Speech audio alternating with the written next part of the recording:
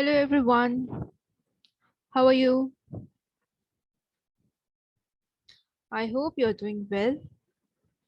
So let's start this video with chapter 2, exercise number 2.1, class 7. Okay, please don't forget to like, share and subscribe.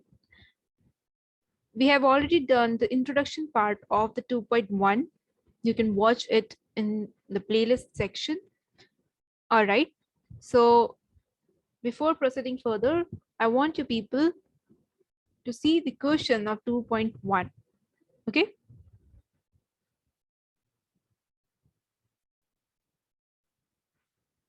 तो बच्चों, मैं ये सोच रही हूँ कि आप लोगों ने अपनी बुक खोल के रखी होगी। ये एनसीईआरटी की बुक है, ठीक है।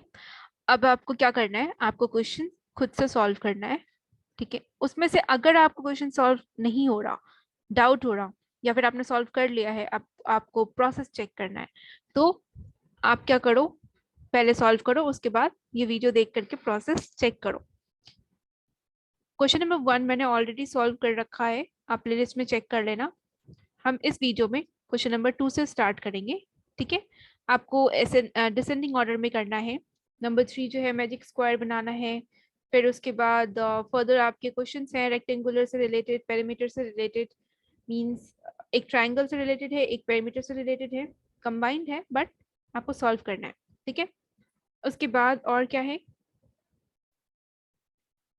ऑलराइट, यहाँ पे सेंटेंस वाले प्रॉब्लम्स आ गए हैं आप, ठीक है। हम आगे देखेंगे। टोटल 8 क्वेश्चन है, उसमें से मैंने एक कर रखा है, तो सब 7 क्वेश्चन इस वीडियो में करना है हमें। Fine, before proceeding further I wanted to let know few of things, जैसे कि आप ये देखो, पेरीमीटर ऑफ रेक्टेंगल, ठीक है।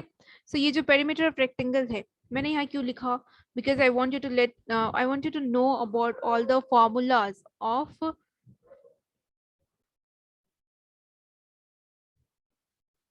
Perimeter of triangle, perimeter of rectangle क्या होता है। अब ये इमेज देखो आप, इस इमेज में मैंने ये बनाया है, और इसमें क्या होता है, आपके लेंथ और विड्थ दोनों डिफरेंट होते हैं, बट जहां मैंने ये देखो आपको डबल टिक लगाया है ब्लू पेन से। ओके वेट,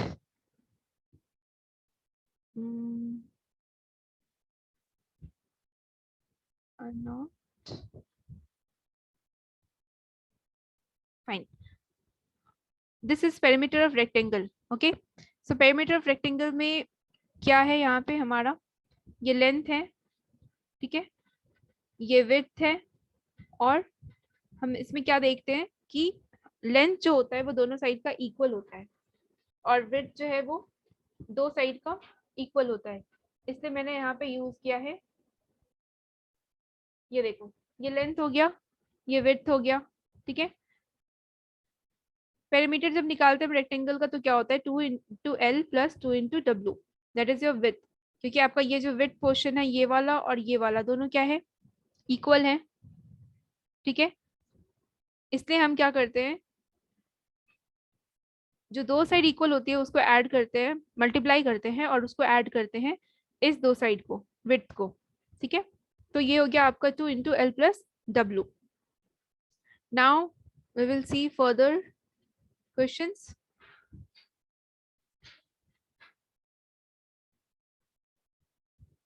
अब देखते हैं हम आगे कौन सा क्वेश्चन है हमारा।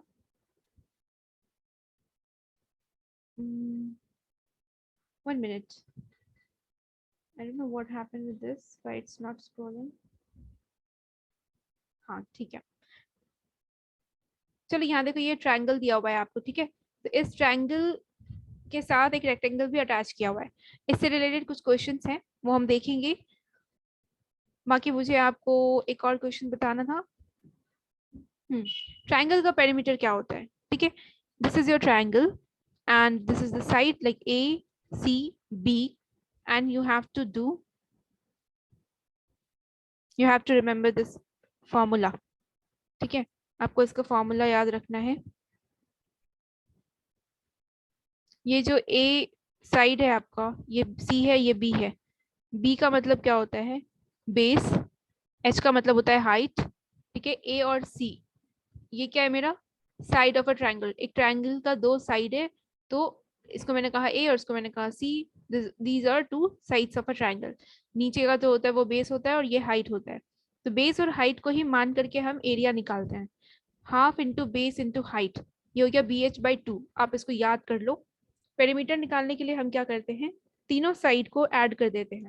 सो this is A plus B plus C, ये हो जाएगा मेरा perimeter of a triangle. I hope it's clear. आपको ये याद करना है, पेरीमीटर और perimeter of a triangle and perimeter of a rectangle.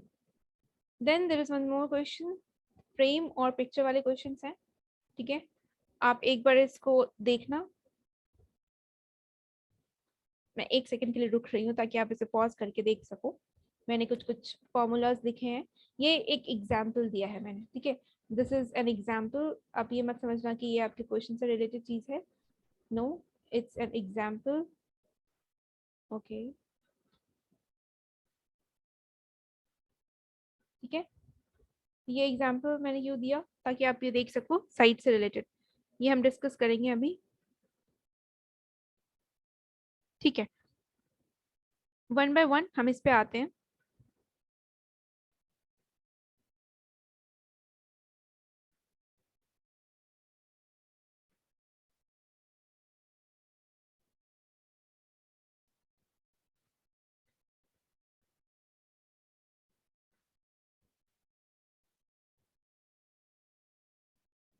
चलिए, नंबर वन हमारा क्या कह रहा है, आप एक बार क्वेश्चन देख लेना, ठीक है।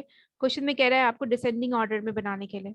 तो आप जब डिसेंडिंग ऑर्डर में किसी चीज को करते हो तो डिसेंडिंग का मतलब क्या होता है।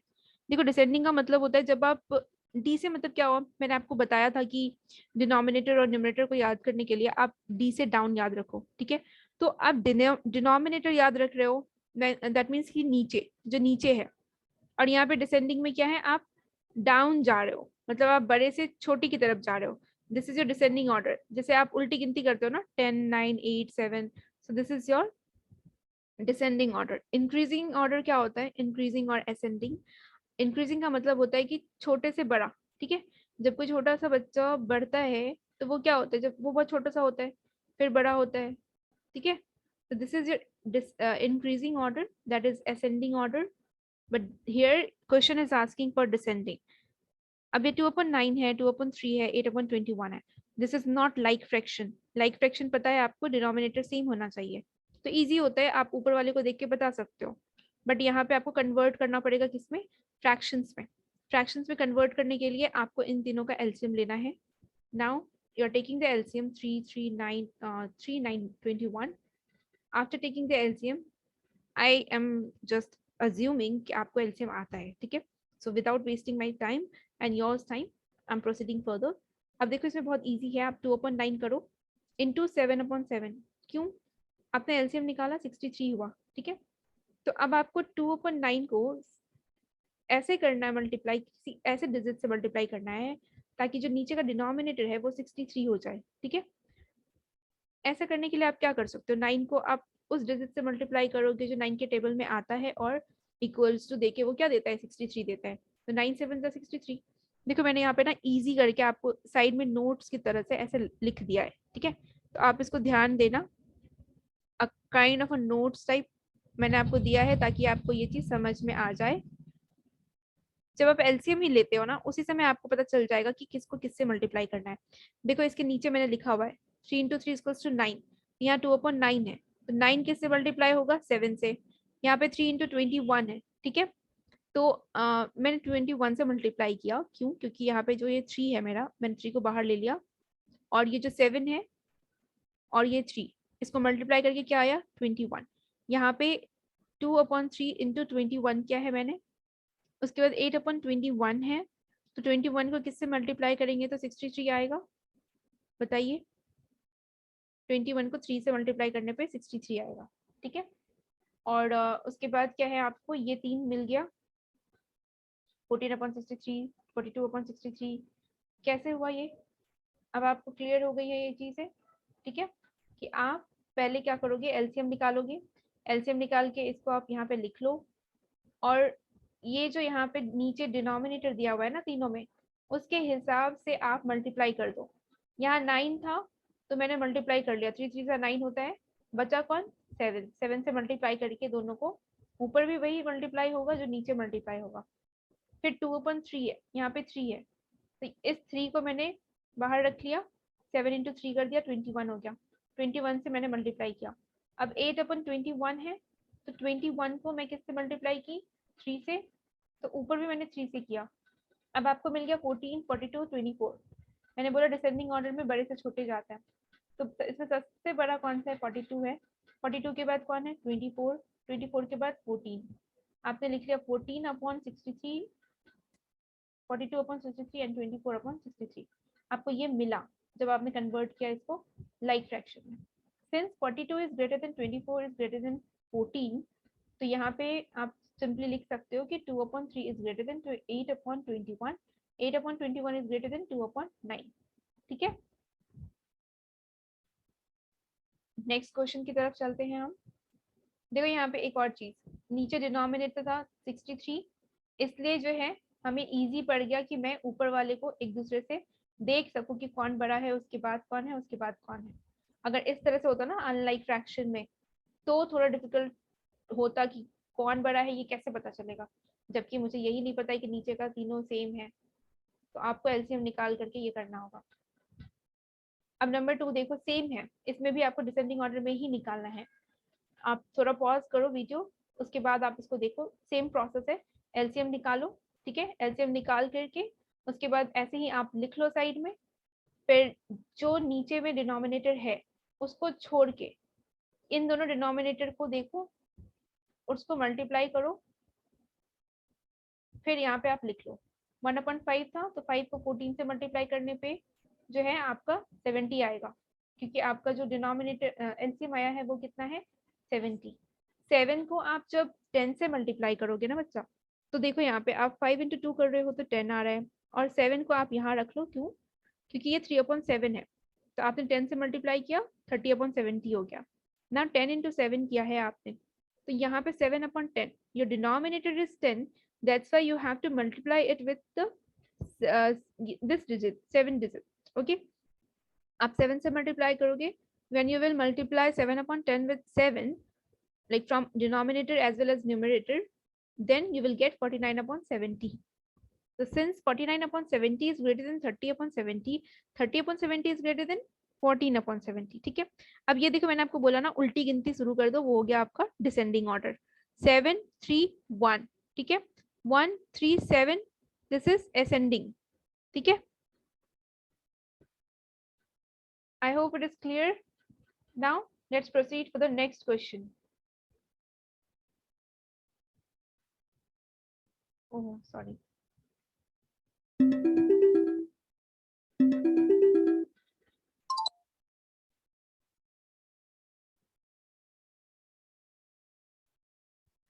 Now this is okay, number 3.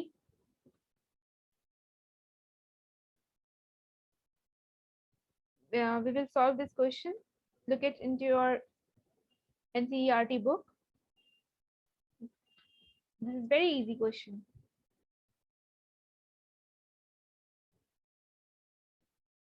Okay, देखो बच्चा, यहाँ पे आपको क्या देखना है, इस क्वेश्चन में आपसे क्या पूछा जा रहा है। ठीक है, आपको इस क्वेश्चन में पूछा गया है कि ये जो मैजिक स्क्वायर बॉक्स है ना, इस मैजिक स्क्वायर बॉक्स का जो सम है, ठीक है, sum of the numbers in each row in each column along the diagonal is the same। ठीक है, is this a magic square? क्या ये मैजिक स्क्वायर है? आपका जो ये रो है, ठीक है, ये कॉलम है, और ये जो आपका डायगोनल आया हुआ है, ठीक है, इसका क्या बोला जा रहा है आपको, सम इक्वल है। along the first row 4/11 plus 9/11 plus 2/11 is equals to 15/11। यहाँ पे आपको हिंट भी दिया हुआ है कि फर्स्ट वाले रो को ऐड करने पे 15/11 आया, तो क्या ऐसा हो सकता है कि आप डायगोनली जब करो ऐड तब भी आपका सेम आंसर आएगा, जब कॉलम कॉलम वाइज करो तब भी आपका सेम आएगा तीनों साइड का। चलिए हम देखते हैं क्या होगा। ठीक है,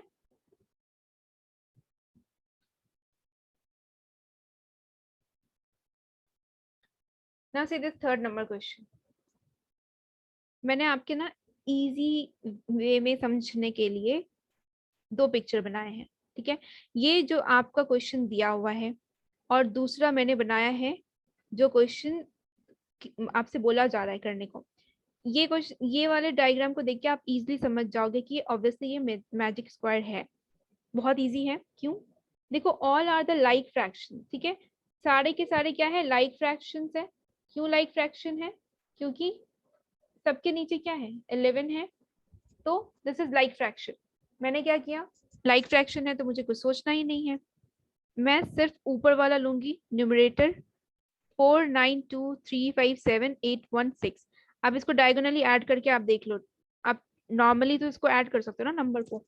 आप जैसे ही ऐड करोगे ना, सारा डिजिट जो है ऐड करने पे डायगोनली, चाहे आप रो में करो चाहे आप कॉलम में करो, आपको 15 आएगा, ठीक है। और नीचे तो 11 है आपका डिनोमिनेटर, तो आप 15/11 लिखोगे आंसर।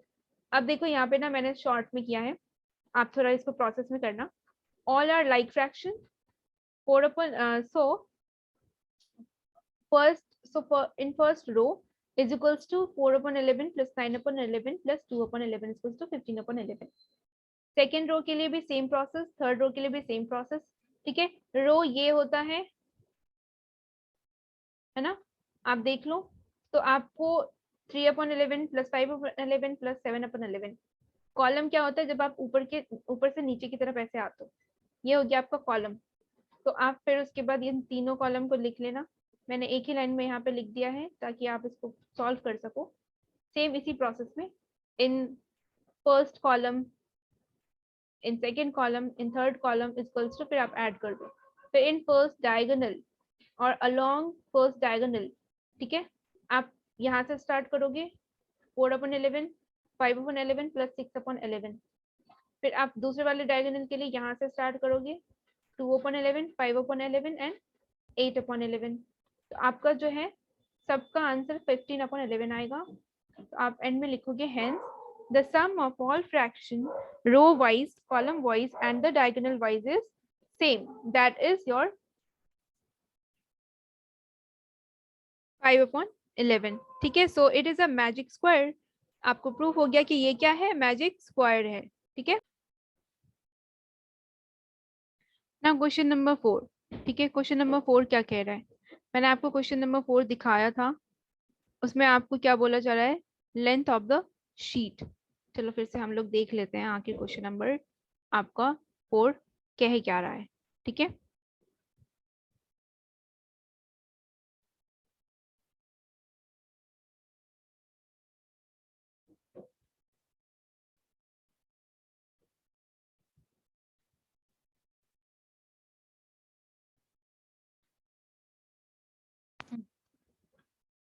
चलिए हम देखते हैं क्वेश्चन नंबर 4।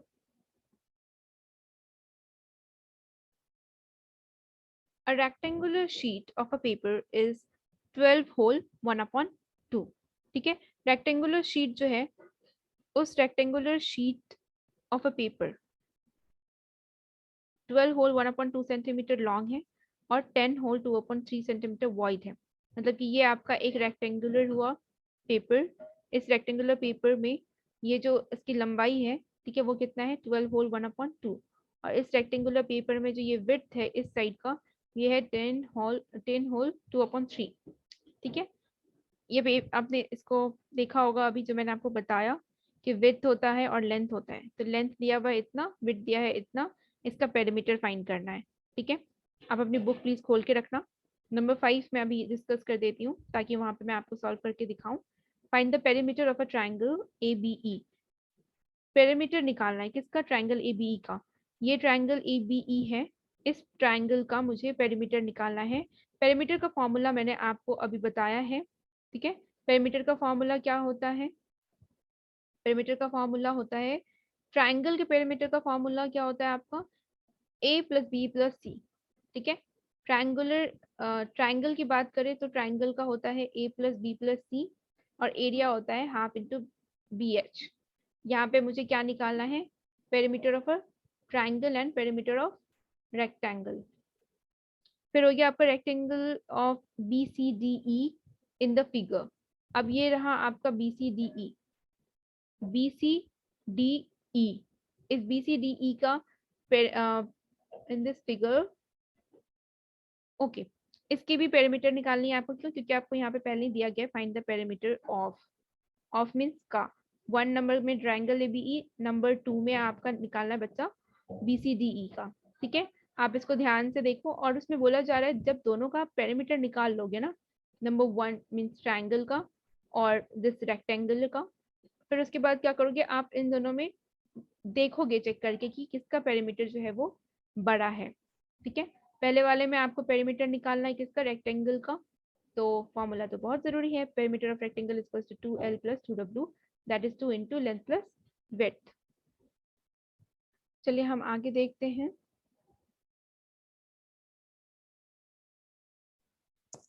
देखो 4 नंबर में आपको क्या करना है, आपको सॉल्यूशन लिखना है। ठीक है, इस तरह से आप लिखोगे एग्जाम में। दैट्स व्हाई मैंने इतने लंबे से अच्छे से लिख के दिखाया है, ऐसे ही लिखा जाता है एग्जाम में। अगर आप ऐसे नहीं लिखोगे तो स्टेप मार्किंग होती है, कहीं ना कहीं आपके मार्क्स कट जाएंगे। ठीक है, तो आप ट्राई करना कि आप बहुत ही बारीकी से आंसर लिखो मैथ्स के, इट्स रियली इंपॉर्टेंट। अब देखो यहाँ पे length of the sheet equals to इतना। अब इस मिक्स फ्रैक्शन को आप इम्प्रॉपर फ्रैक्शन में चेंज कर लो। ठीक है, आपको पता है 12 इंटू 2 24 + 1 5/2 25/2। ब्रेथ कितना है आपका 10 होल 3 2/3 सेंटीमीटर। आपने 32/3 सेंटीमीटर लिख दिया।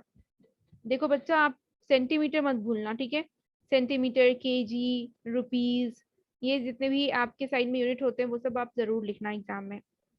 Perimeter of rectangle is equals to 2 into L + B। ठीक है, अब आप ये ध्यान रखना कि फॉर्मूला जरूर मेंशन करना, उसके बाद ही आप आगे प्रोसीड करना।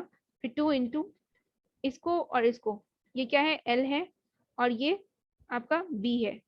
ब्रेथ और विड्थ दोनों सेम है, कंफ्यूज नहीं होना है। फिर उसके बाद आप ऐड करो, सेंटीमीटर लिखो बाहर में, बिग ब्रैकेट के अंदर डालो इसको ताकि कंफ्यूजन ना हो, और यहाँ पे आप मल्टीप्लाई का साइन दे सकते हो, नहीं भी दोगे तो भी चलेगा। इसका मतलब ही हुआ कि आप मल्टीप्लाई कर रहे हो 2 को इस होल से। तो आपको क्या करना है, 2 और 3 का एलसीएम लेना है। एलसीएम लेने के लिए क्या करना होगा, आपको देखना है कि इसके टेबल में 3 आता है या नहीं आता। दोनों को आप मल्टीप्लाई करके 6 लिख दो, दिस इज योर एलसीएम। ठीक है, एलसीएम ले करके 2 3 ज़ा 6, 25 इंटू 3। आपको पता है कि दोनों को सेम से मल्टीप्लाई करना है, तो 2 3 ज़ा 6 होता है, यहाँ पे 25 इंटू 3 कर दिया आपने। फिर आपका आंसर आ जाएगा। इसको ऐड करने के बाद फिर आप इसको इससे मल्टीप्लाई करोगे, फिर 2 3 ज़ा 6 हो जाएगा, 139/3 आंसर आएगा। अब इसको आप मिक्स फ्रैक्शन में चाहो तो डिवाइड कर सकते हो, यहाँ मैंने आपको कर दिया है। और मैंने आपको बताया था ये जो क्वेश्चन होता है आपका, ये पूरा होल टाइप है, होल है, तो ये आप पूरा इसको यहाँ लिखते हो। 1 जो है आपका रिमाइंडर है, इसलिए ये ऊपर लिखाएगा, और जिससे डिवाइड कर रहे हो वो हमेशा नीचे होगा। यहाँ से आप ले सकते हो, ये हमेशा नीचे होगा। ठीक है, hence the required perimeter is 46 whole 1/3 centimetre.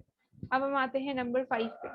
Number 5 में हमने ऑलरेडी देख रखा है कि इस तरह का आपके बुक में एग्जाम फिगर दिया हुआ है। ठीक है, आप इस फिगर को एग्जाम में जरूर बनाना, इट्स इम्पॉर्टेंट, इसमें भी मार्क्स मिलते हैं। आप नीट एंड क्लीन लिखना। अगर मान के चलो मैं आपको बता रही हूँ ट्रिक, जैसे एग्जाम में क्या होता है, जैसे आपने कुछ लिखा 5/2 लिखा प्लस 2 होल 3/4 लिखा, बट कहीं कुछ गलती हो गई, तो आप सिंपली उसको ऐसे कट करो, खत्म। बहुत बच्चे ऐसे कर देते हैं, तो ऐसे करोगे तो फिर वो गंदा लगेगा कॉपी, और टीचर भी थोड़े इरिटेट हो जाएंगे। तो it's okay if you will do like this, और सिंपली ऐसे तो भी चलेगा। फिर आप नीचे करके फिर दूसरा प्रोसेस आप कर सकते हो। अब यहाँ देखो पेरीमीटर ऑफ ट्राइंगल ABE ऐसे लिखा आपने, फिर इक्वल टू दिया, उसके बाद AB + BE + AE लिखा। अब चाहो तो यहाँ पे ट्राइंगल ABE ऐसे बना करके भी लिख सकते हो अलग से, लेकिन ऐसे भी चलेगा। फिर उसके बाद आपने ये 5/2 आपको बताया था ना, A + B + C होता है, ऑल द साइड्स को आप क्या करते हो, ऐड कर देते हो। 5/2 इस होल को, मिक्स फ्रैक्शन को आपने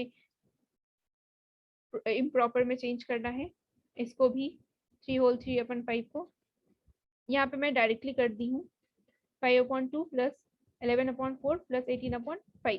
ठीक है, ये हो गया आपका 50 + 55 + 72/20 सेंटीमीटर। क्यों? क्योंकि 2 और 4 और 5 का एलसीएम लेना था। मैं यहाँ पे एलसीएम करके दिखा चुकी हूँ, आप एक बार चेक कर लेना, ठीक है। 20 एलसीएम आएगा आपका, और फिर अगेन आपको इसको डिवाइड कर लेना है। ये मिक्स फ्रैक्शन में भी आप इसको ला सकते हो, बट बच्चा याद रखना आप सेंटीमीटर मत भूलना, ठीक है, इट्स इम्पॉर्टेंट। फिर आप एंड में एक लाइन लिखो, hence the perimeter of a triangle ABE is equals to 8 whole 17/20 centimetre. This is your answer. Now please take a moment, अगर आपने लाइक नहीं किया है, शेयर नहीं किया है, सब्सक्राइब नहीं किया है, तो प्लीज कर दे, इट्स अ रिक्वेस्ट, अच्छा लगेगा मुझे। Now question number, okay, not question number 6, आपके 5 नंबर में ही ये दूसरा पार्ट है, ठीक है। तो आपके 5 का दूसरा पार्ट क्या है? Perimeter of a triangle BCE। मैंने आपको बताया था कि आपको पेरीमीटर ऑफ ट्राइंगल निकालना है, फिर रेक्टेंगल निकालना है, फिर दोनों में से आपको चेक करना है। तो पेरीमीटर ऑफ रेक्टेंगल कितना है आपका? 2 इंटू एल प्लस बी, ये फॉर्मूला है आपका। अब आप पेरीमीटर का लेंथ जो दिया हुआ है वो, और ब्रेथ जो दिया हुआ है वो लिखोगे, फिर बिग ब्रैकेट करके बाद में सेंटीमीटर लिखोगे, फिर इसको आप सॉल्व करोगे मिक्स फ्रैक्शन को इम्प्रॉपर में चेंज करके, इसका एलसीएम ले करके। 4 और 6 का जब आप एलसीएम लोगे तो 2 के टेबल में आता है 2 टू द 4, 2 3 जा 6, फिर 2 1 जा 2, 2 3 जा 2, सॉरी 2 3 जा 2 कह रही हूँ, आई मीन 3 आपका नीचे आ जाएगा, तो 2 इंटू 3 हो जाएगा, तो 3 into 4 equals to 12। This is your LCM. फिर आप उसको ऐड करो, फिर आप लिखो, फिर कट करो, उसके बाद फिर आपका आंसर आ जाएगा 47/6। फिर आप इसको डिवाइड करके मिक्स फ्रैक्शन में ले आओगे, ठीक है। बैकग्राउंड म्यूजिक है। अब देखो आप यहाँ पे सीधे क्या लिखोगे, hence the required perimeter is equals to 7 whole 5/6 centimetre. This is your perimeter of rectangle, ठीक है, रेक्टेंगल का पेरीमीटर निकल गया। अब आपको क्या करना है, ट्राइंगल के पेरीमीटर को चेक करना है, ठीक है। ट्राइंगल का पेरीमीटर कितना निकला था? 8 होल 17/20 सेंटीमीटर, मतलब कि 8 से थोड़ा ज्यादा है ये, ठीक है। तो यहाँ पे क्या निकला है आपका? 7 होल 5/6। ऑब्वियसली बात है ना कि 7 जो है आपका 8 से छोटा है, तो आपका बड़ा क्या हो जाएगा? ट्राइंगल का पेरीमीटर। तो आप लिखोगे दस perimeter of triangle ABE is greater than the perimeter of the rectangle BCDE. This is your answer of the question. ठीक है। अब हम देखते हैं क्वेश्चन नंबर 6। क्वेश्चन नंबर 6 क्या कह रहा है? We will see the question number 6 now.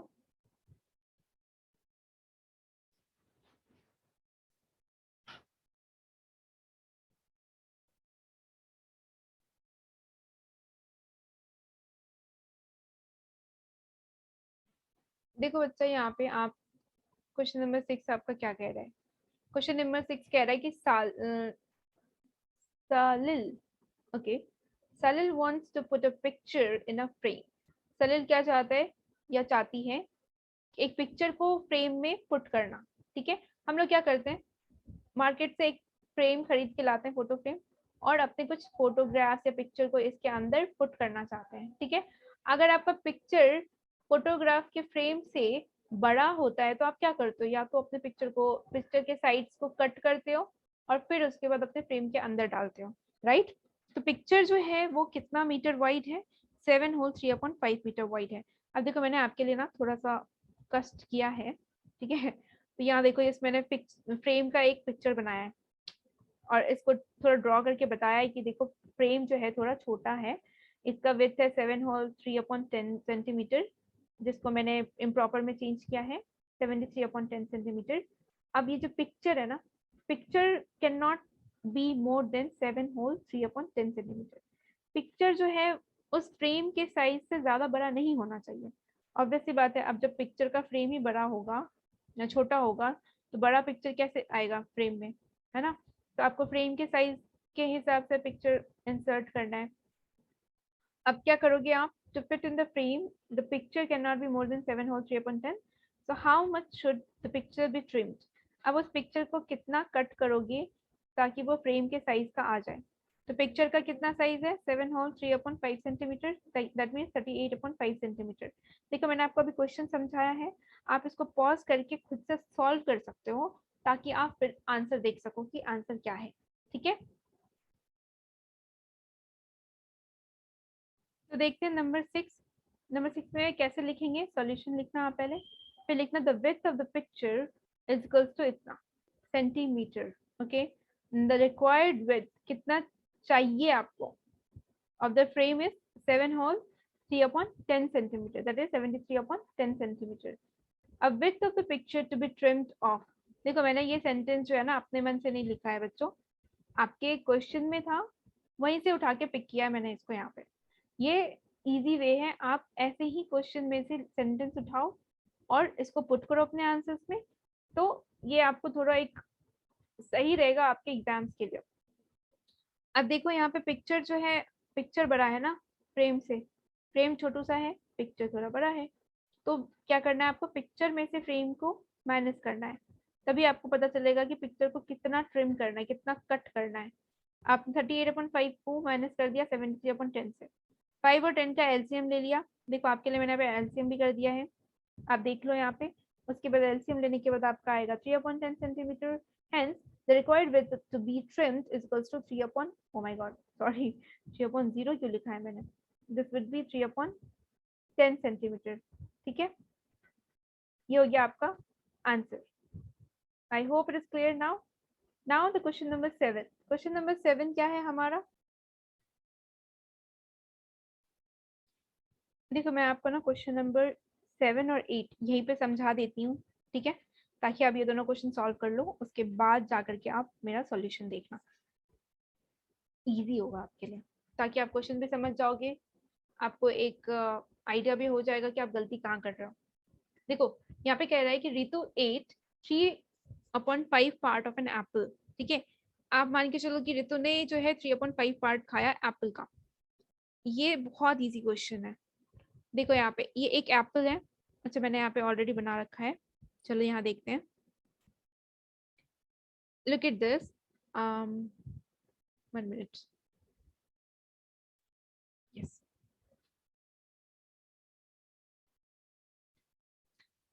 ये देखो आप, Ritu ate 3/5 part of an apple, मतलब ये एक आपका एक एप्पल है, इस एप्पल का आपने 5 पार्ट किया, इस 5 पार्ट को करने के बाद क्या होता है, ऋतु कितना पार्ट खा लेती है, ऋतु खाती है 3/5 पार्ट। ठीक है, 3/5 पार्ट जो है वो ऋतु खाती है।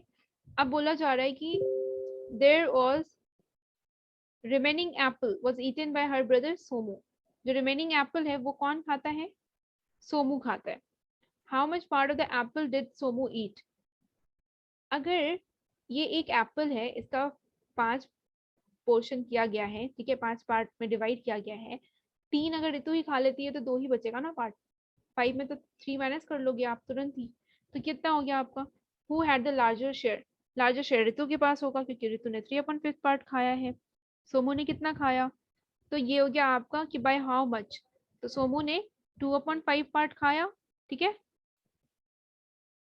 अच्छा चलो मैंने आपको आंसर ही बता दिया फाइन, ऋतु ने बड़ा वाला पोर्शन खाया है। ठीक है, यहाँ पे क्वेश्चन पूछ रहा है कि who had the larger share, किसके पास लार्जर शेयर गया। नंबर 8 बोला जा रहा है आपको, एक मिशेल है, वो फिनिश करता है कलरिंग अ पिक्चर। ठीक है, एक पिक्चर को मिशेल कलर कर रहा है, उसको कलर करने में इसको 7/12 आवर लगता है। यहाँ पे फिर एक दूसरा बच्चा है वैभव, वैभव को 3/4 आवर लगता है। ठीक है, अब 3/4 आवर लग रहा है वैभव को, मिशेल को लग रहा है 7/12 आवर। अब बोला जा रहा है कि हु वर्क लॉन्गर, इन दोनों में से कौन सबसे ज्यादा लंबा समय तक काम किया। ठीक है, by what fraction was it longer, और कितना फ्रैक्शन जो है एक दूसरे से अगर हम इसको कंपेयर करें तो कितना फ्रैक्शन जो है ज्यादा काम किया। तो इसको कंपेयर करना है, देखो कंपेयर करने का मतलब हो गया कि आपको सब्ट्रैक्ट करना है। ठीक है, इस क्वेश्चन में तो यही कहा जा रहा है कि कंपेयर करना है, तो मतलब आप जब निकाल लोगे कितना देर तक काम किया कौन, उसके बाद आप उसको जब उसको माइनस करोगे तो पता चलेगा आपको कि जिसने ज्यादा देर तक काम किया है उसने कितने फ्रैक्शन ज्यादा काम किया है। ठीक है,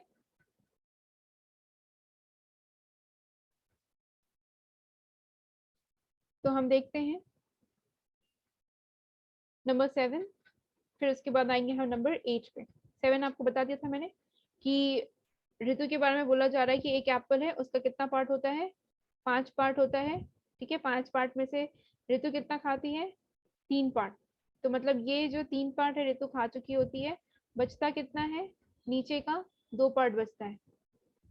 तो ये किसके पास जाएगा, उसके भाई सोमू के पास जाएगा। आपको यही लिखना है यहाँ पे, let the whole part of the apple be 1, क्योंकि आपको सिर्फ ऋतु का पार्ट दिया हुआ है ना, सोमू का नहीं दिया हुआ है। तो सोमू के पार्ट को आप कितने में माइनस करोगे तो आपका पार्ट निकल जाएगा, आप 1 में माइनस करोगे, ठीक है। तो 1 में जब आप माइनस करोगे तो आपको पता चलेगा कि सोमू ने कितना खाया, मीन्स ऋतु के भाई ने।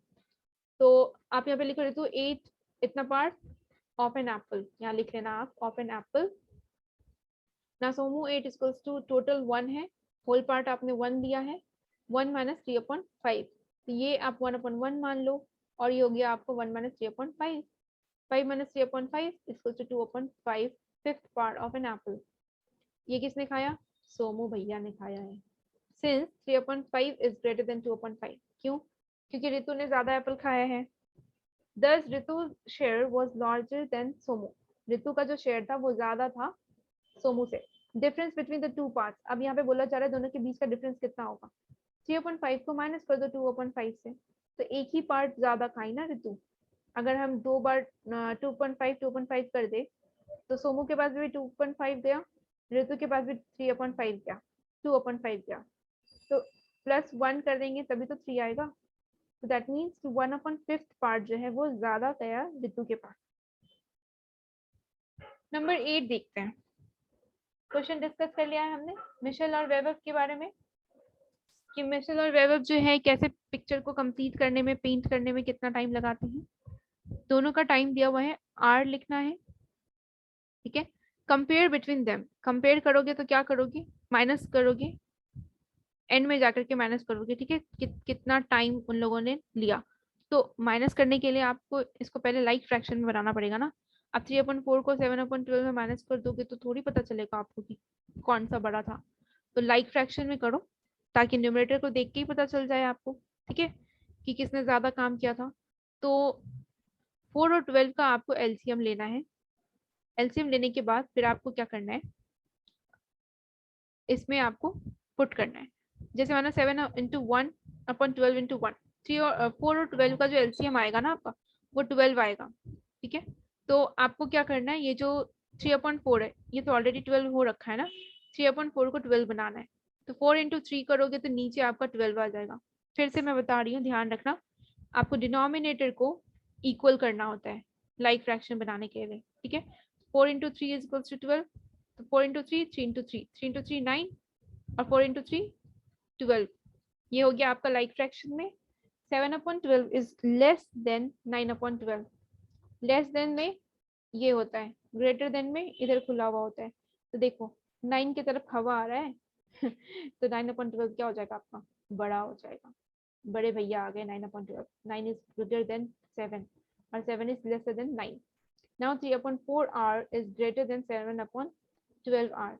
तो आपका 3/4 किसका था, वैभव भैया का था 3/4, वो क्या है, बड़ा है 7/12 से। Hence the time taken by Vaibhav was longer, so difference equals to, देखो आप पहले यहाँ लिखोगी, hence the time taken by Vaibhav was longer, वैभव की तरफ से जो है टाइम ज्यादा लिया गया था, ठीक है। डिफरेंस निकालेंगे तो 9/12, देखो मैं यहाँ पे 9/12 क्यों लिखी हूँ। अगर आप अब ये देखो कि आपने कहा कि ठीक है वैभव ने ज्यादा समय लिया तो 3/4 है, अब फिर आप 3/4 लिखो, फिर माइनस करो 7/12 से, फिर नीचे एक प्रोसेस लिख करके यहाँ पे ये जो आपने लाइक फ्रैक्शन में चेंज किया उसको लिखो। इसलिए मैंने पहले लिख दिया 9/12, that means it is of Vaibhav. यहाँ देखो तो इसको मैंने सीधे यहाँ लिखा 9/12, और जो 7/12 है मिशेल का, वो मैंने इस साइड लिख दिया। 9 में 7 गया 2। अब उतना लंबा नाम झाम नहीं करना एकदम, फिर आप लाइन खींचो, फिर 12 लिखो, फिर यहाँ 9 अब -7 करो। इजी है तो आप सीधे 2/12 लिख सकते हो। सिंपलेस्ट फ्रैक्शन में तोड़ के 1/6 हो गया। 1/6 आर लॉन्गर, ये आपका आंसर होगा, ठीक है। ये था आपका exercise 2.1। I hope it is clear now, इसमें कोई डाउट नहीं है। हम आगे की एक्सरसाइज नेक्स्ट वीडियो में करेंगे, ओके। अगर आपको वीडियो अच्छा लगा तो आप नीचे सब्सक्राइब कर सकते हो, लाइक कर सकते हो, और शेयर कर सकते हो। आप कमेंट करके मुझे बताओ आपको कैसा वीडियो लगा। ठीक है, thank you so much for watching this video. Bye.